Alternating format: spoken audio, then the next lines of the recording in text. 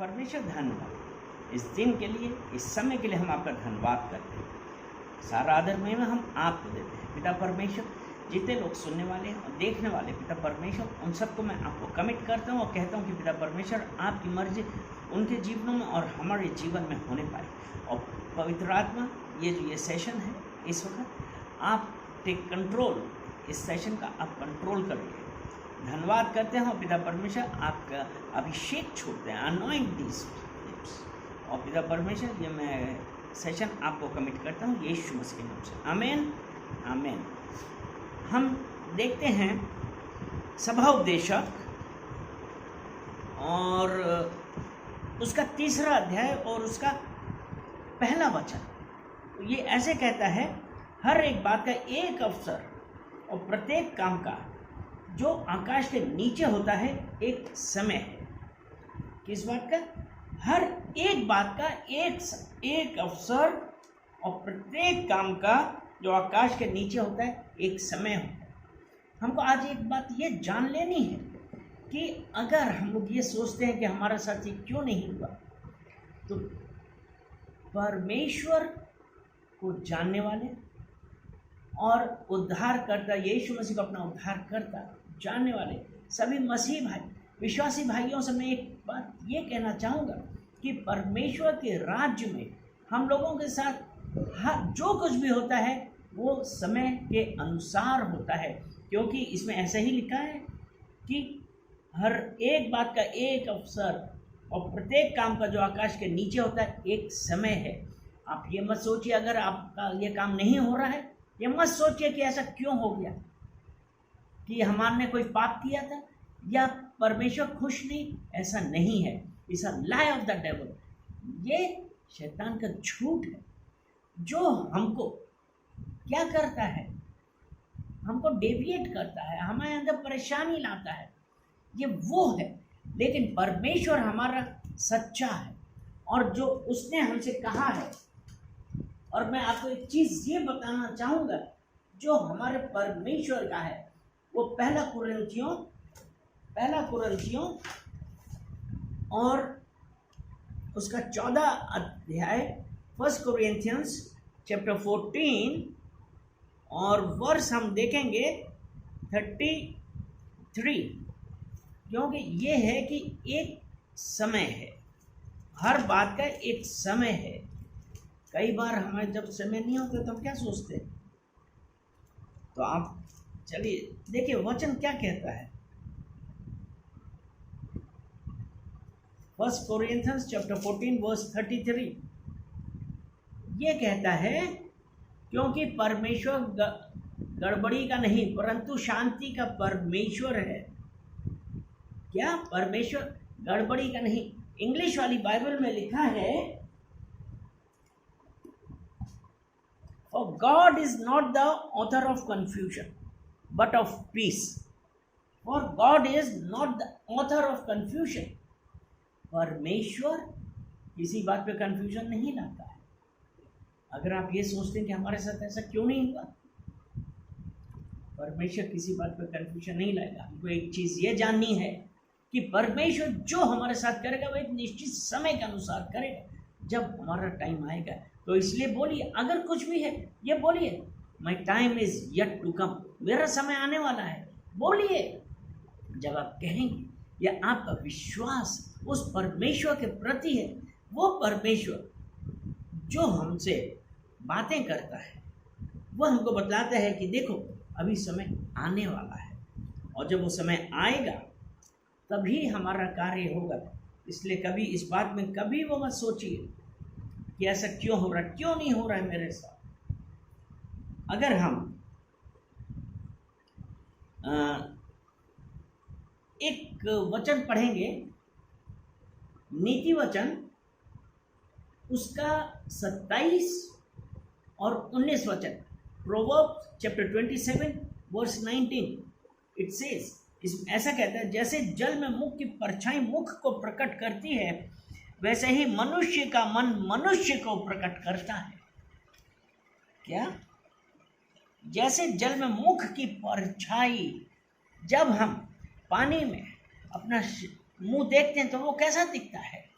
जैसा है वैसे ही मनुष्य का मन मनुष्य को प्रकट करता है। अगर हम हड़बड़ाहट में हैं, कंफ्यूजन है, तो हमारे चाल चलन से, हमारे मुंह में वो सब रेखाएं आ जाएंगी, वो भाव भंगिमा हमारी बदल जाएगी।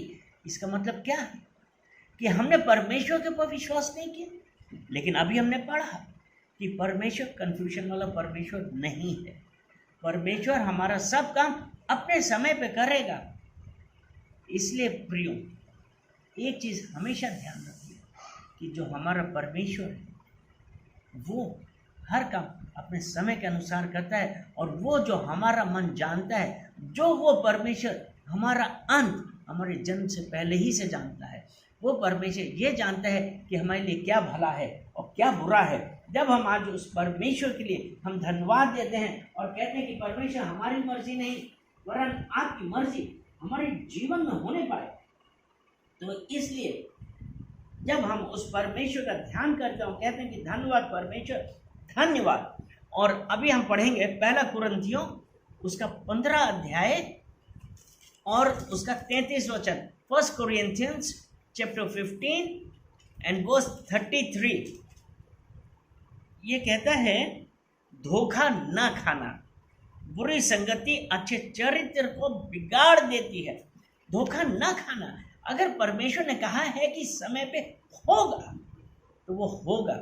लेकिन आज हमारे साथ कितना, अगर हमारा परमेश्वर पे अटूट विश्वास है तो हम यही कहेंगे, धन्यवाद पिता परमेश्वर, मुझे पता है कि हमारे इस कार्य के लिए समय नहीं आया, लेकिन मुझे इस बात की गारंटी है कि आपकी इच्छा के अनुसार, अगर ये कार्य आपकी इच्छा के अनुसार है तो मेरे जीवन में अवश्य होगा।